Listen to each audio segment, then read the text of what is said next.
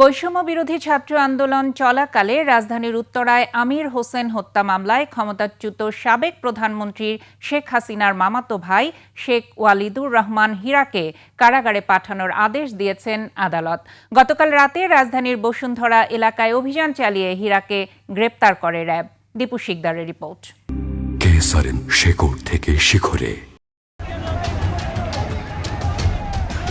পতিত আওয়ামী লীগ সরকার আমলে শেখ হাসিনা পরিবারের সদস্য হিসেবে অপ্রতিরোধ্য হয়ে ওঠেন যুবলীগের কেন্দ্রীয় নেতা ওয়ালিদুর রহমান হীরা।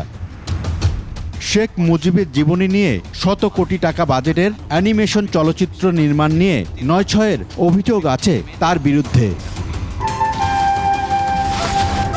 খোকা বাবু প্রজেক্টের অর্থ লোপাটে তার ক্রাইম পার্টনার ছিলেন সাবেক আইসিটি প্রতিমন্ত্রী কারাবন্দী জুনায়েদ আহমেদ পলক। এই চক্রের আরেক কুশীলব সাবেক পররাষ্ট্র প্রতিমন্ত্রী শাহরিয়ার আলম।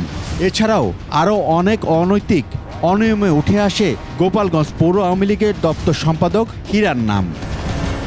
গত বছর বৈষম্য বিরোধী আন্দোলনে উত্তরায় আমির হোসেনকে গুলি করে হত্যা মামলায় তাকে বসুন্ধরা এলাকা থেকে গ্রেফতার করে র্যাব। পরে পশ্চিম থানায় তাকে হস্তান্তর করা হয়। এদিকে আসামি পক্ষের আইনজীবীরা তার জামিন চেয়ে আবেদন করেন, তবে রাষ্ট্রপক্ষ এর বিরোধিতা করেন।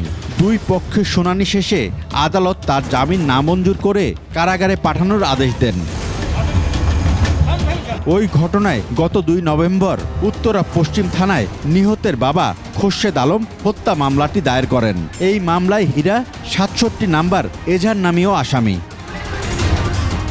এছাড়াও ছাত্র জনতার উপর গুলির ঘটনায় গোপালগঞ্জ, খুলনা সহ আরও অনেক থানায় তার বিরুদ্ধে মামলার তথ্য পাওয়া গেছে। দীপু শিকদার, ২১ টেলিভিশন, ঢাকা।